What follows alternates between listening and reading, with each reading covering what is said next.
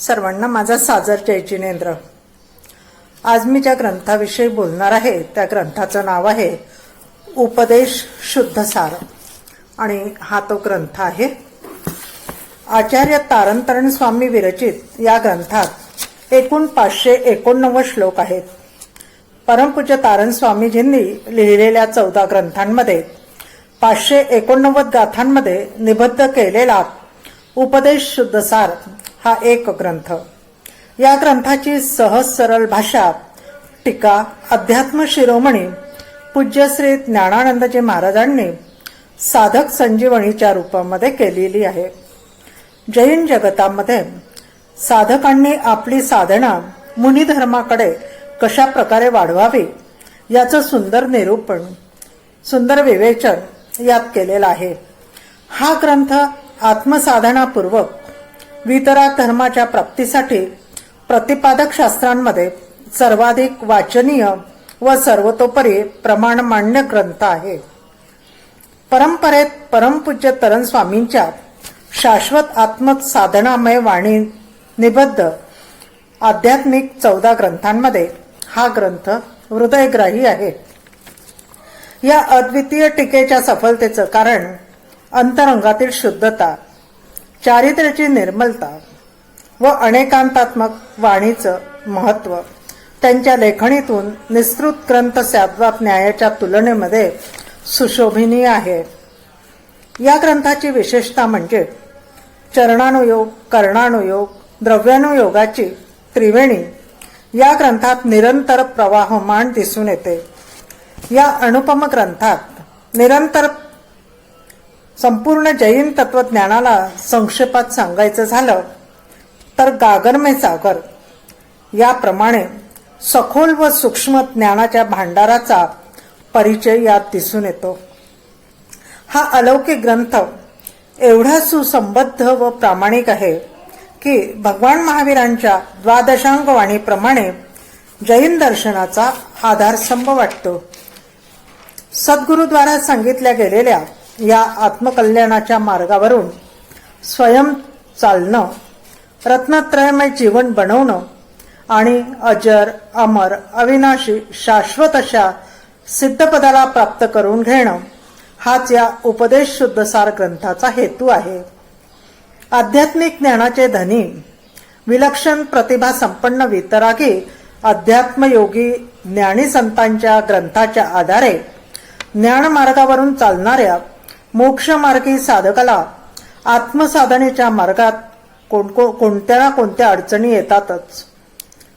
त्या कशा दूर कराव्यात, तसेच आत्मसाधनेची सफलता कशात आहे, ती कशा प्रकारे उपलब्ध करून घ्यावी याचं संपूर्ण मार्गदर्शन या उपदेश शुद्ध सार ग्रंथामध्ये आपल्याला प्राप्त होते।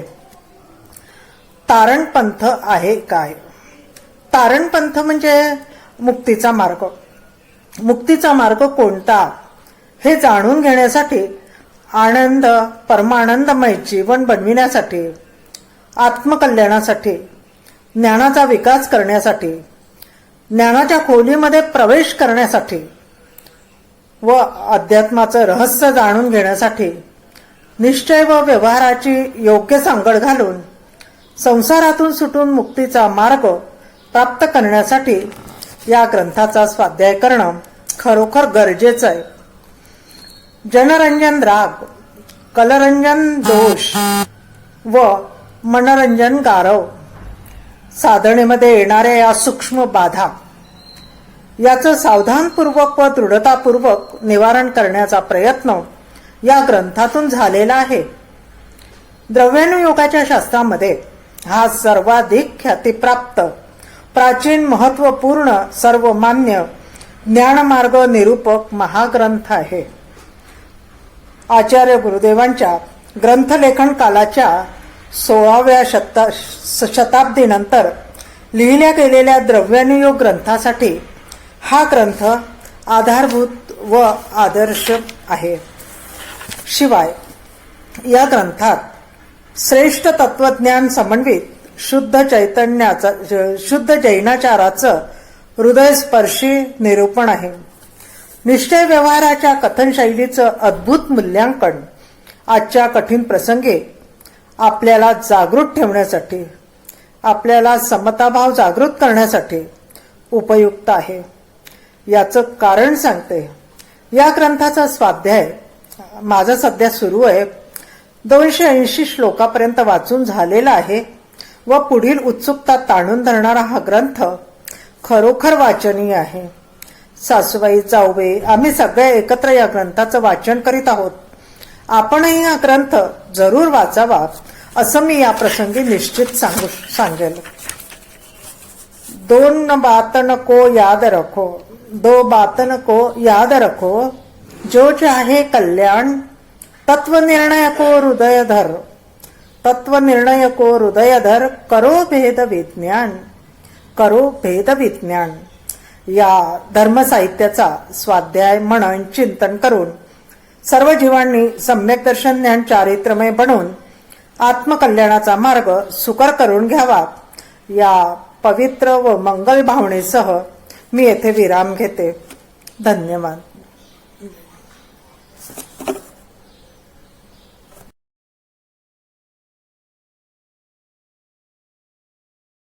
जय जिनेंद्र. माझे नाव सौ मंजुषा जोरापूरकर. श्रीमद भगवत कुंद आचार्यांनी विरचित ग्रंथ समयसार, समय देशना, भाग 6. कर्तृत्व कर्म अधिकाराचे वर्णन आहे. देशनाकार आचार्य विशुद्ध सागर महाराज. मानव समाज दुःखी पाहून आत्मसाक्षात्काराचा अनुभवाद्वारे उपदेश केलेला आहे. व्याकरण नियमावर विशेष विचार न करता सामान्य लोकांसमोर अनुभव ठेवले आहे. ओंकारं बिंदु संयुक्तं नित्यं ध्यायन्ति योगिना, कामदं मोक्षदं चैव ओंकाराय नमो नमः. समयसारामध्ये आत्मद्रव्याची चर्चा आहे, अन्य द्रव्याची चर्चा नाही. समयसार प्राकृत भाषेत निबद्ध आहे. अध्यात्म जैन ग्रंथामध्ये समयसाराला अद्वितीय महत्त्व आहे. प्रकृत्या स्वभावेन सिद्धं प्राकृतम, प्रकृतीनाम साधारण जनानाम मिदं प्राकृतम. भारतीय दर्शनामध्ये आत्माचे विशेष रूपाने विचार केले आहे. धर्माचा पाया आत्मा आहे. परपदार्थापासून भिन्न आत्म्याचा वास्तविक स्वरूपाचा परिचय हा या ग्रंथाचा मूळ उद्देश आहे. समयसार हा ग्रंथ 9 अधिकारामध्ये विभक्त आहे. जीव, अजीव, पुण्य, पाप, आश्रव, बंध, संवर, निर्जरा, मोक्ष याचे विस्तृत वर्णन आहे. मुक्ती प्राप्त करण्यासाठी 9 पदार्थाचे ज्ञान व श्रद्धा आवश्यक आहे आणि हे सहज शक्य आहे. समयसार हा ग्रंथ मुक्ती प्रतिपादक ग्रंथ आहे. अनेकांतवादाच्या दृष्टीने जीवाचे निरूपण आणि जीवाचे कर्तृत्व भोक्तृत्व विषयाचा विचार इथे मांडला आहे. कुंद आचार्यांनी स्वतः आत्मेची अनुभूती झाल्यावर श्रुतकेवली परंपरा प्राप्त ज्ञानाची अनुभूतीद्वारे परख करून समयसार प्रस्तुत केला आहे. श्रुतकेवली भद्रभाऊ यांनी गमक गुरु होते. आचार्य कुंद ग्रंथाचे प्रमुख 2 संस्कृत टीकाकार अमृतचंद्र सुरी आणि जयसेनाचार्य यांनी विषयाचा परिचय दिला नाही आणि नाम उल्लेख पण केला नाही. जयसेनाचार्यांनी आवश्यक समयसार तात्पर्य वृत्ती नामक टीकामध्ये पद्मनंदीचा नावाचा उल्लेख आहे. समयसार प्रथम गाथा वाक्यामध्ये स्पष्ट आहे.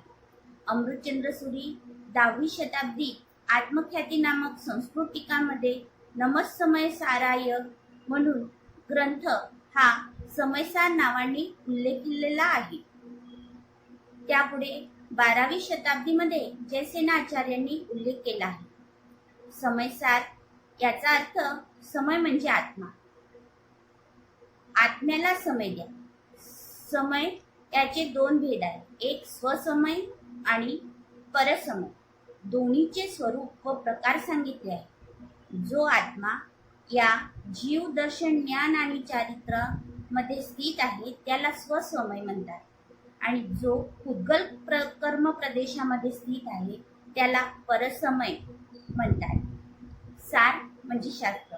आत्मेची शुद्ध अवस्था किंवा जीवादी पदार्थाचा सार प्रतिपादित करणारा हा ग्रंथ आहे.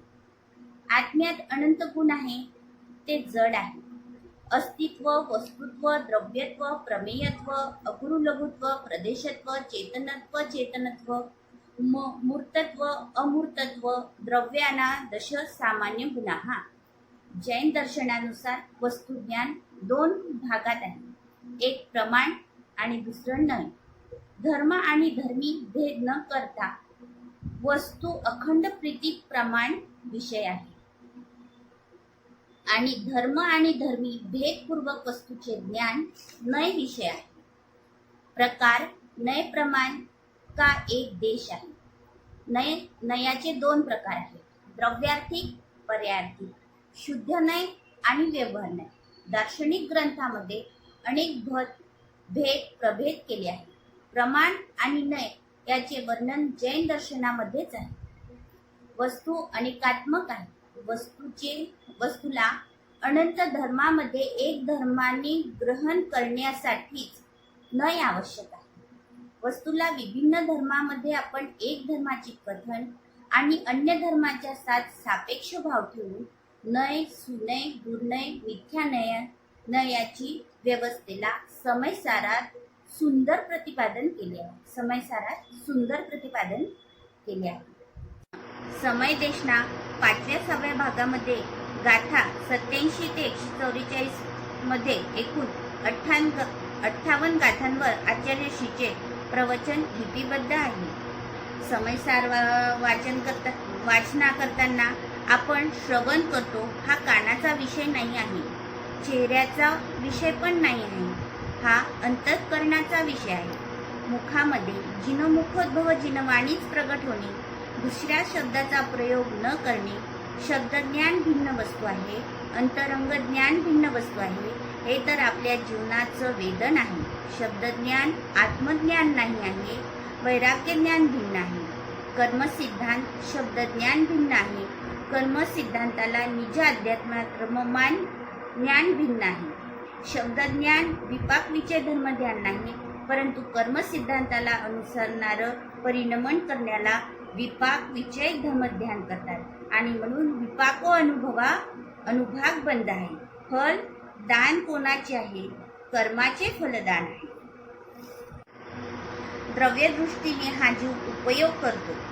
जसे दूध, यामध्ये तूप, दही, लोणी, ताक, खवा आहे, याचा बोध जीवाला होतो, उद्गलाला नाही.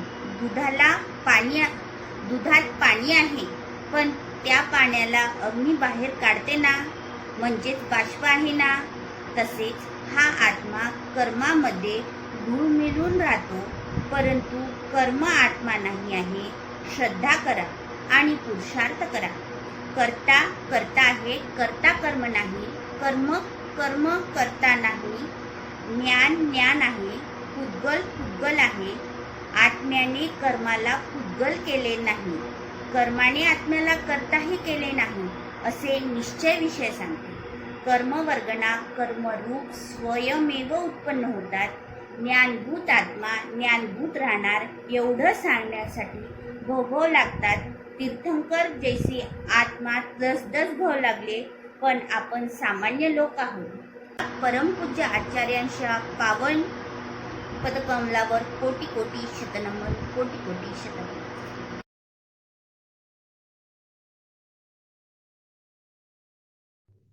मोक्षमार्गस्य नेतारं वेत्तारं कर्मभूभृतां ज्ञातारं विश्वतत्त्वानां वन्दे तद्गुणलब्धये. मी सौ विशाखा रायबाकर, परतवाडा. जैन दर्शनातील निश्चय नय व व्यवहार नय एक अनुशीलन ह्या पुस्तकाचे लेखक डॉक्टर रतनचंदजी जैन व अनुवादक प्राध्यापक रतिकांत शहा, कोरेगाव, जिल्हा सातारा हे आहेत. जैन सिद्धांताचे प्राथमिक ज्ञान असणाऱ्या श्रावकांनाही निश्चय नय व व्यवहार नयाचे आगम प्रणीत यथार्थ स्वरूप सहजपणे समजून घेता यावे, या उद्देशाने डॉक्टर रतनचंदजी जैन यांनी PhD पदवीसाठी शोधप्रबंधाच्या स्वरूपात या पुस्तकाचे लेखन केले आहे.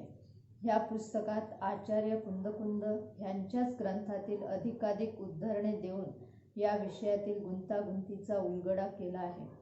ह्या पुस्तकात 12 अध्याय आहेत. वस्तू अनेकांतमय आहे वस्तूची एखादी विशिष्ट बाजू जाणण्याचे नय हे साधन आहे.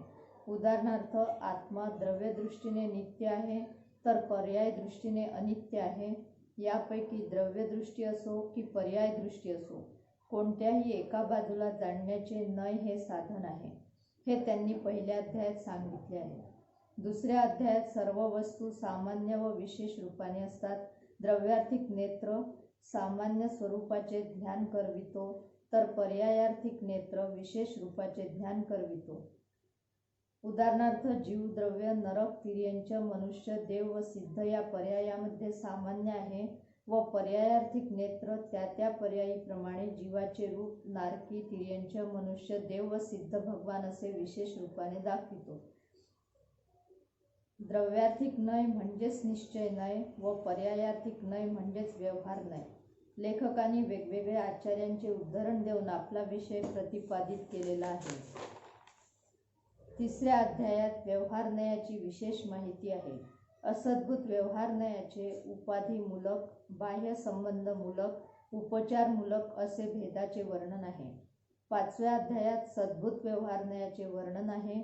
सातव्या अध्यायात जीव व परद्रव्य यांचे संबंध कसे असतात ह्याचे वर्णन आहे. आठव्या अध्यायात निश्चय मोक्ष मार्ग व व्यवहार मोक्ष मार्ग यांच्यामध्ये साध्य साधक भाव आहे. व्यवहार मोक्ष मार्ग हा निश्चय मोक्ष मार्गाचा साधक आहे हे सांगितले आहे.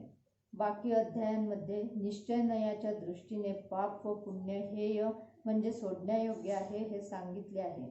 व्यवहार नयाच्या दृष्टीने पापापासून दूर राहण्यासाठी पुण्य कसे उपादेय आहे हे सांगितले आहे. निश्चय नयाच्या उपदेशाने जीव स्वतःला देहापासून भिन्न ज्योतिर्मय समजू लागतो व जन्मजरा मृत्यूची भीती दूर होते.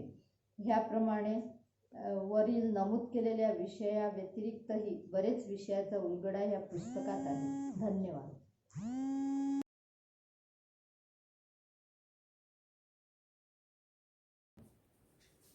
मी सौ विजया संगई आज आपणाला बृहस्वयंभू स्तोत्राचा परिचय करून देणार आहे. परमपूज्य आचार्य समंतभद्रदेवांनी रचलेले हे संस्कृत भाषेतील स्तुतिकाव्य भक्तिकाव्य आहे आणि आदरणीय जिनदासजी फडकुले यांनी समांतर मराठी श्लोक आणि भावार्थ लिहून मराठी भाषिकांसाठी भक्तिदालन खुले केले आहे. आचार्य समंतभद्रदेव हे प्रथम जैन संस्कृत कवी आणि आद्य स्तुतिकार होते. ते अत्यंत प्रभावशाली, उच्च कोटीचे विद्वान, स्याद्वाद नायक, वाक्पटू, वाग्मी, सातिशय योगी आणि तार्किक होते. त्रिचनापल्ली येथील चोल नरेश किलिकवर्मनचा हा राजपुत्र, ज्याचे नाव शांतिवर्म होते, वयाच्या केवळ 18व्या वर्षी दीक्षित झाले आणि आसेतू हिमाचल पदविहार करत जैन धर्माचा त्यांनी शंखनाद केला. आराध्यांच्या गुणांमध्ये तल्लीनता म्हणजे भक्ती होय.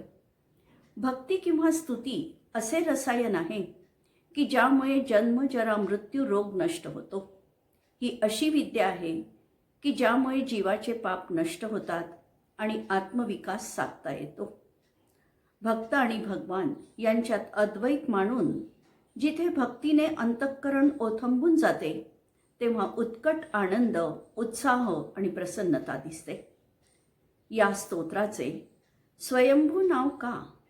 कारण यातील पहिला शब्द स्वयंभुवा हा आहे, ज्याचा अर्थ परोपदेशाशिवाय ज्यांना केवल ज्ञानाची प्राप्ती झाली आणि त्या दृष्टीने सर्वच तीर्थंकर स्वयंभू आहेत. स्तुती म्हणजे काय हे सांगताना आचार्य अरहणा स्वामीच्या स्तवनात लिहितात, गुणस्तोकं सदुल्लंघ्य तद्बहुत्व कथा स्तुतिः आनंत्यात् ते गुणा वक्तुम अशक्यास्त्वयि सा कथम. जेव्हा गुण कमी आणि ते वाढवून सांगितले जातात तेव्हा त्याला स्तुती म्हणतात. पण हे भगवन, आपल्या ठिकाणी उलट आहे. गुण अनंत आहे पण आम्ही ते सांगू शकत नाही. स्तुतीचे फळ सांगताना वासपूज्य स्तुती 57 श्लोकांमध्ये ते लिहितात, न पूजयार्थस्त्वयि वीतरागे न निंदयानाथ विमांत वैरे तथापि ते पुण्यगुणस्मृतिर्नः पुनातु चित्तं दुरितांजनेभ्यः प्रभू तुम्ही वीतरागी आहात. स्तुतींनी तुम्ही आनंदित होत नाही किंवा निंदेने दुःखी नाही, पण पूजक मात्र तुमच्या गुणांचे बखान करून आनंदित होतो. तत्वज्ञान आणि भक्ती यांचे अद्भुत रसायन म्हणजे हे काव्य आहे. यात तीर्थंकरांच्या दिव्य गुणांचे वर्णन आहे आणि त्याचबरोबर ऐहिक अशा अनेक गोष्टींचा परिचय पण आहे. शांतीनाथ स्वामीच्या स्तवनात ते 5 प्रकारच्या चक्रांचा उल्लेख करतात. राजचक्र, यावरून त्यांचे चक्रवर्तीत्व सिद्ध होतं. मोहचक्र, सर्व जगावर या दुर्जय चक्राचा अंमल आहे आणि हे चक्र समाधी चक्राने तोडता येते.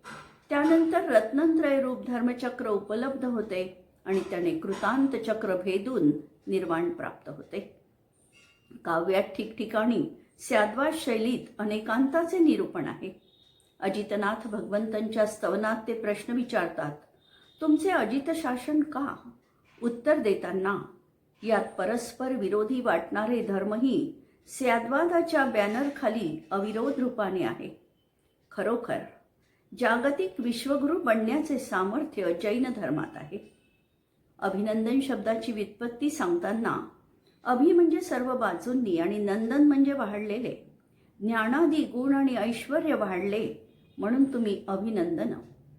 भक्तीची चढती भाजणी त्यांच्या जीवनात आहे आणि म्हणूनच चंद्रप्रभ भगवंतांचे स्तवन करताना शिवपिंड दुभंगते आणि चंद्रप्रभ भगवंतांची स्फटिकमय मूर्ती प्रगट होते, जी आज फरीदाबादला आहे. सुपार्श्वनाथ स्वामींच्या स्तवनापर्यंत केवळ गुणानुवाद आहे.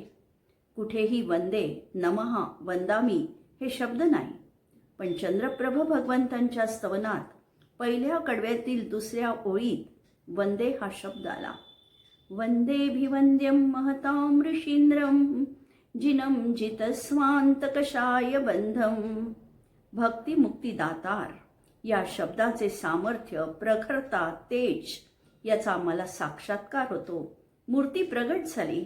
राजासहित सर्व आश्चर्यचकित अपूर्व दृश्य आम्ही ते इथे आज अनुभवू शकतो. विलक्षण विलक्षण.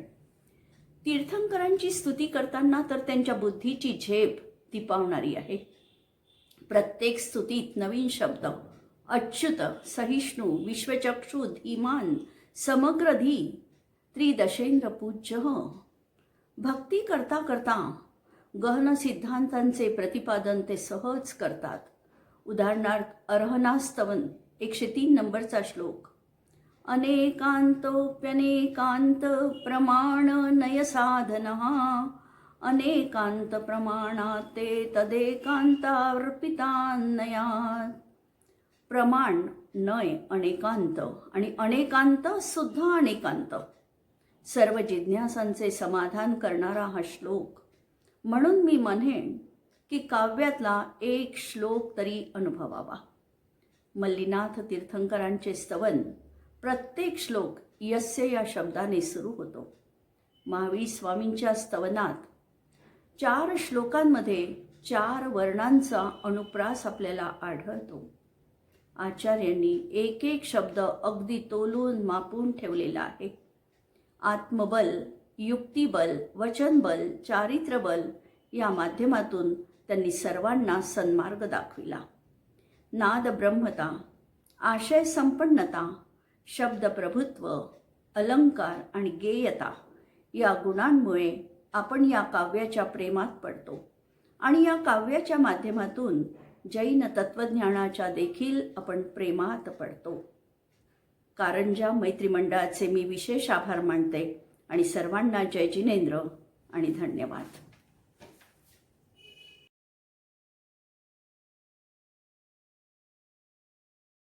जय जिनेंद्र. मी रेखा रुईवाल. ग्रंथसंपदेतील ग्रंथाचे नाव आहे रत्नकरण श्रावकाचार. हा ग्रंथ श्रावकाचार कथन करणारा पहिला प्राचीन ग्रंथ आहे. समंतभद्र स्वामींनी तो रचिला आहे. मराठी अनुवादक आहे स्वर्गवासी जीवराज जोशी, सोलापूर.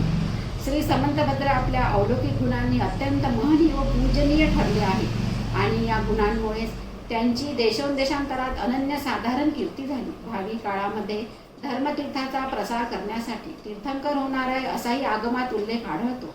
समंतभद्र स्वामी मुनिव्रतात राहून आपली संन्यस्त वृत्ती निर्दोष पालन करीत असताना त्यांच्यावर एक नैसर्गिक आपत्ती येऊन पडली. त्यावेळी ते तिच्यातून कसे पार पडले याची कथा हृदयद्रावक आहे व ती आपल्याला ज्ञातच आहे. यापुढे आपणावर उपसर्ग होणार आहे असे समजून तो निवृत्त होईपर्यंत त्यांनी अन्नपाण्याचा त्याग केला व एकाग्र चित्ताने चतुर्विंशती तीर्थंकराची स्तुती करण्यास प्रारंभ केला.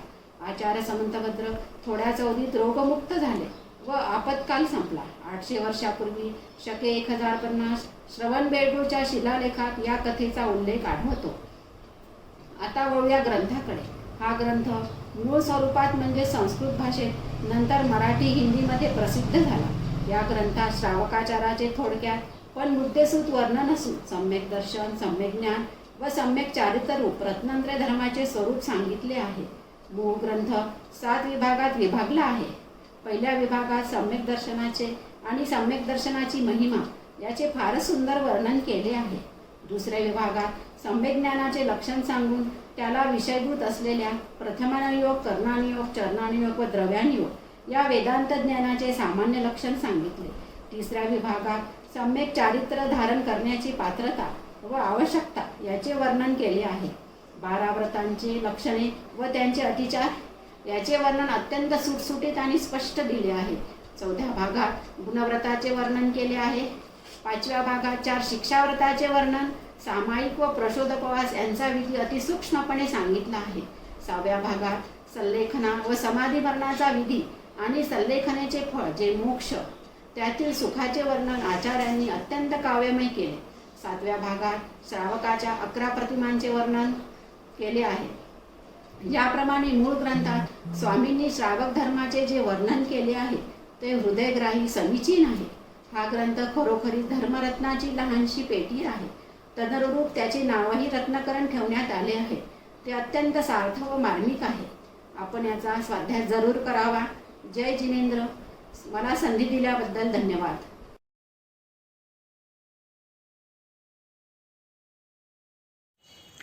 जगी जीवनाचे सार घ्यावे जाणूनी सत्वर, जैसे ज्याचे कर्म तैसे फळ देतो रे ईश्वर. इथे ईश्वर दुसरा तिसरा कोणी नसून आपले स्वतःचेच परिणाम आहेत. नमस्कार, मी सौ सुपर्णा वैभव पेंढारी, परतवाडा येथून ओळख ग्रंथसंपदेची या उपक्रमाअंतर्गत कर्म कसे करावे या पुस्तकाबद्दल आपणाला माहिती देणार आहे. हे पुस्तक आचार्य विद्यासागरजी यांचे सुशिष्य मुनिश्री क्षमासागरजी यांच्या जयपूर राजस्थान येथील प्रवचनांचा संग्रह आहे. मूळ प्रवचन हिंदीमध्ये असून प्राचार्य महावीर कंडारकर सातारा यांनी मराठीमध्ये यांचे अनुवाद केलेले आहे. या पुस्तकांमध्ये एकूण 18 प्रवचनांचा संग्रह आहे. प्रस्तुत प्रवचनांचा उद्देश सर्वसामान्य जनांना कर्मसिद्धांताची जटिल प्रक्रिया अगदी सोप्या भाषेत माहिती करून देणे इतकाच आहे. या प्रवचनांमध्ये संसारी जीव अनादी काळापासून कर्मसंयुक्त अवस्थेमध्ये रागी द्वेषी बनून आपला जो चैतन्यमय वितराग स्वभाव आहे त्यापासून च्युत होऊन संसारामध्ये परिभ्रमण करीत आहे. संसार परिभ्रमणाचे मुख्य कारण अज्ञानामुळे होत असलेला कर्माचा आश्रव व कर्मबंधाची प्रक्रिया हे आहे. ह्या प्रक्रिया आपण निरंतर करीत असतो. आपण अशुभ कर्माचा बंध करून घेत आहोत एवढे जरी ज्ञान आपल्याला होऊ शकले तरी आपण आपल्या पुरुषार्थाला योग्य दिशा देऊन शुभ कर्माचा बंध करण्याचा प्रयत्न करू. मुनिश्री म्हणतात, जी कर्मे मी पूर्वी बांधून घेतली आहे ती आपले फळ अवश्य देणारच. कर्मामध्ये सर्व प्रक्रिया स्वतःच्या योग्यतेने होतात. कारण कर्मांवर्गना त्या पुद्गल द्रव्यच आहे व जीवाच्या रागद्वेषामुळे त्यांच्यात निमित्त नैमित्तिक संबंधामुळे कर्मरूप परिणत होण्याची फलदान शक्ती कर्मपरमाणूमध्ये येते. परंतु जी कर्मे आपण पूर्वी बांधून घेतली आहेत त्याचे तसेच व तेवढेच फळ भोगावे लागणे असे निश्चित आहे का? तर नक्कीच नाही. आपण आपल्या परिणामांनी त्यात बदल घडवून आणू शकतो. म्हणजेच जसे कर्म बांधले तसेच फळ भोगावे लागणार अशी आपली विवशता नाही. प्रस्तुत प्रवचनांमधून मुनिश्रींनी कर्मावर विजय प्राप्त करण्याचे 3 उपाय सांगितले.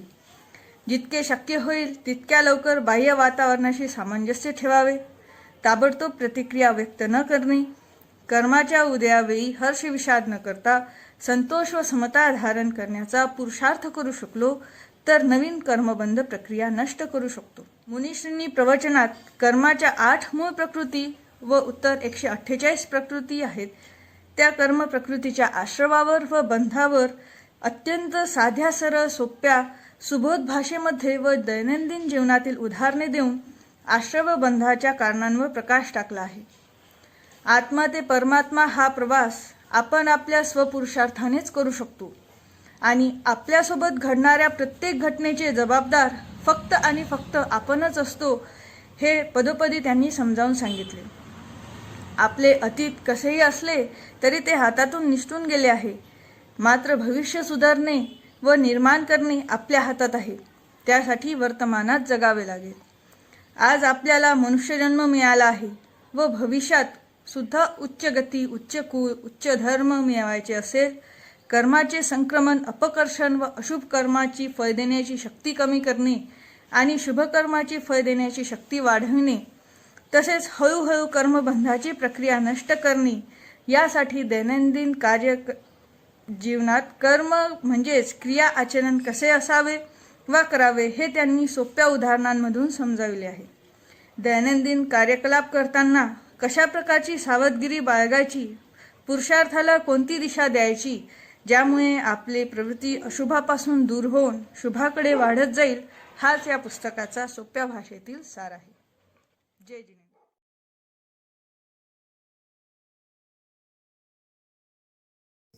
जय जिनेंद्र. आज मी आपणाला दानोपदेश या ग्रंथाचा थोडक्यात परिचय करून देत आहे. अंतिम तीर्थंकर भगवान महावीरांची दिव्यध्वनी गौतम गणधराच्या माध्यमातून प्रभावित झाली. आचार्यांनी अशा दिव्यध्वनीला परावर्तित करून सतत प्रवाहित ठेवलं. तत्कालीन परिस्थितीनुसार आचार्यांनी भाषा आणि विषयाला स्पष्ट करून जिनवाणी रूपात लिपिबद्ध करून भविष्यकालीन जीवावर फार मोठा उपकारच केला. अनादिनिधन जिनधर्माचे 2 प्रमुख अंग आहेत. एक मुनिमार्ग आणि दुसरा श्रावक मार्ग. ते एक दुसऱ्याला आधार बनलेले आहे. जिनदेवावर श्रद्धा असणारा जीवसमूह जैन म्हटला जातो, तर जिनोपदिष्टित चर्या करणारे निग्रंथ मुनींची उपासना करणाऱ्या श्रावकाला उपासक म्हटले आहे. अशा उपासकांना धर्माचे ज्ञान आणि त्याद्वारे त्यांच्या भूमिकेला अनुरूप असं आचरण घडो या उद्देशाने आचार्य पद्मनंदी मुनींनी लघुकाय ग्रंथाची रचना केली. त्यातीलच एक म्हणजे दानोपदेश. दानोपदेशामध्ये आचार्यांनी दानाची मुख्यता स्पष्ट केली आहे. आपल्या धनाचा सदुपयोग कुठे, का, कसा करावा याचा उल्लेख या ग्रंथात आढळतो. आचार्य पद्मनंदी विरचित 54 श्लोकातून त्यांनी आपल्याला दानाचा उपदेश दिला आहे. गृह अवस्थामध्ये देवपूजा, गुरुउपासना, स्वाध्याय, अनुव्रताचं पालन, जिनमंदिर निर्मिती इत्यादी धर्मकार्य केले जाते. परंतु या सर्व धर्मक्रियामध्ये दान हे सर्वात श्रेष्ठ आहे. या गृहस्थरूपी महासागराला सुखपूर्वक पार करण्यासाठी दान हे योग्य आणि सुदृढ आहे. दानाचे 4 प्रकार सांगितले आहेत: आहारदान, औषधदान, अभयदान आणि शास्त्रदान. तसेच दान करताना उत्तम, मध्यम, जघन्य या 3 पात्राचा उल्लेख या ग्रंथात केला आहे. उत्तम पात्र मुनी आणि आरिका, मध्यम पात्र प्रतिमाधारी, जघन्य व्रतीधारी. या पुस्तकात त्यांनी 2 महापुरुषांचे वर्णन केले आहे. एक म्हणजे भगवान ऋषभनाथ, ज्यांनी असी कृषी, वाणिज्य, शिल्प आदींचा उपदेश दिला. दुसरे म्हणजे श्रेयांस राजा, ज्याच्यामुळे जनतेला दानाची विधी कळली. आचार्य सांगतात, गृहस्थ परिवार हा एक महासागर आहे. त्यातून सुखरूप बाहेर पडायचे असेल तर दान ही एक नौका आहे. या दानातही आहारदानाची मुख्यता सांगितली आहे, कारण ती नित्य करण्याजोगी एक प्रक्रिया आहे. असं म्हणतात, माया म्हणजे संपत्ती जमविली की माया आटत जाते.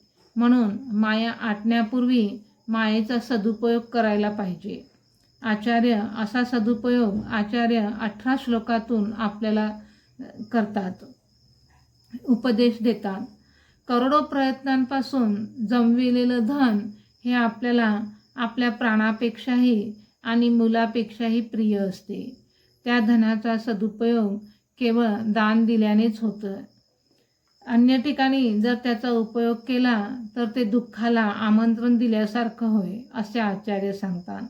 आहारदान करणारे श्रेयांस रामचंद्र आदी राजांना पंचाश्चर्याची प्राप्ती झाली. शुभ परिणामांनी सत्पात्राला दिलेले दान विशेष फळ मिळते, या उलट अपात्राला दिलेले दान अग्नीत नष्ट केल्याप्रमाणेच आहे. यासाठी आहारदानादी शुभक्रियांमध्ये उदार होऊन मंगल भावनांनी प्रेरित होऊन आचार्य पद्मनंदी मुनींनी दानांची श्रेष्ठता दानोपदेश या ग्रंथात सांगतात. जय जिनेंद्र.